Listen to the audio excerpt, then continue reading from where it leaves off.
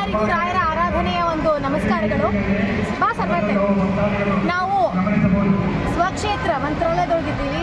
ರಾಯರ ಒಂದು ಅನುಗ್ರಹಕ್ಕೆ ಪಾತ್ರರಾಗಿದ್ದೀವಿ ಅಂತ ಅನಿಸಿದೆ. ಯಾಕಂದ್ರೆ ಸುಮ್ಮನೆ ಅಂದ್ಕೊಂಡ್ವಿ ಮಂತ್ರಾಲಯಕ್ಕೆ ಹೋಗ್ಬೇಕಿತ್ತು ನೋಡ್ರಿ ಆರಾಧನೆ ಒಳಗೆ ಅಂತಂದರೆ ಬಂದ್ವಿ.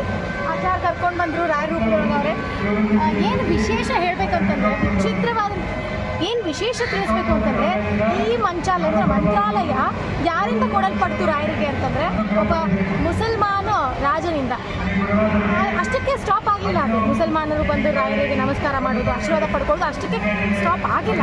ಅದು ಇನ್ನೂ ಮುಂದುವರೆದ ಅನ್ನಲಿಕ್ಕೆ ಒಂದು ಸಾಕ್ಷಿ ಏನಂತಂದರೆ ನಾವಿಲ್ಲಿ ರಥೋತ್ಸವ ನೋಡ್ತೀವಿ. ಆ ರಥೋತ್ಸವಕ್ಕೆ ಮುಸಲ್ಮಾನ ಬಂಧುಗಳು ಕೂಡ ನಮಸ್ಕಾರಕ್ಕೆ ಮತ್ತು ಆಶೀರ್ವಾದ ಪಡ್ಕೊಳ್ಳಿಕ್ಕೆ ಬಂದಾರ. ಬರೀ ತೋರಿಸ್ತೀವಿ. Sabarta.